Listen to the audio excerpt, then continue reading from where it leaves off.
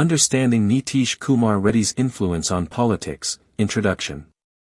Nitish Kumar Reddy, an influential political figure in India, has made significant contributions to the political landscape of the country. As the Chief Minister of Bihar, his role in implementing developmental policies and social reforms has garnered attention both nationally and internationally. His leadership and policies are pivotal in addressing ongoing socio-economic challenges, making an understanding of his political journey essential for both scholars and political enthusiasts. Main body. Early life and political rise. Nitish Kumar Reddy. In 2019, he was re-elected for another 4-year term. Buhari had always been popular among the poor of the north, known as the Talakawa in the Hausa language, but for the 2015 campaign, he had the advantage of a united opposition grouping behind him.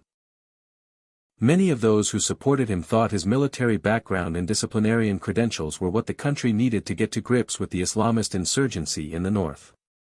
Buhari also promised to tackle corruption and nepotism in government, and create employment opportunities for young Nigerians.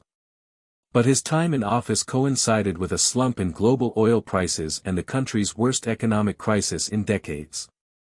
His administration also came under fire for its handling of insecurity. While campaigning, he had promised to defeat the Islamist militant group Boko Haram. But the group remains a threat, and one of its factions is now affiliated to the so-called Islamic State group. There was also an upsurge in deadly clashes between farmers and ethnic Fulani herders in central Nigeria. Mr. Buhari, a Fulani, was accused of not being tough enough on the herders or doing enough to stop the crisis.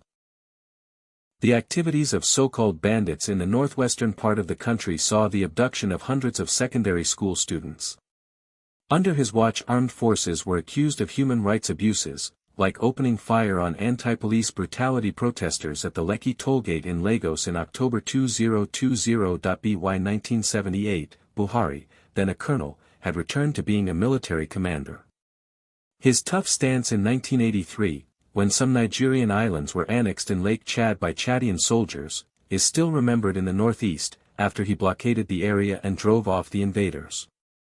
The end of 1983 saw another coup, against elected President Shehu Shagari, and Buhari, now a major general, became the country's military ruler.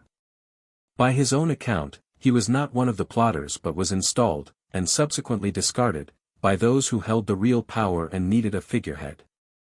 Other accounts suggest he played a more active role in removing Shagari than he was willing to admit. Buhari ruled for 20 months, a period remembered for a campaign against indiscipline and corruption, as well as for human rights abuses. About 500 politicians, officials and businessmen were jailed as part of a campa.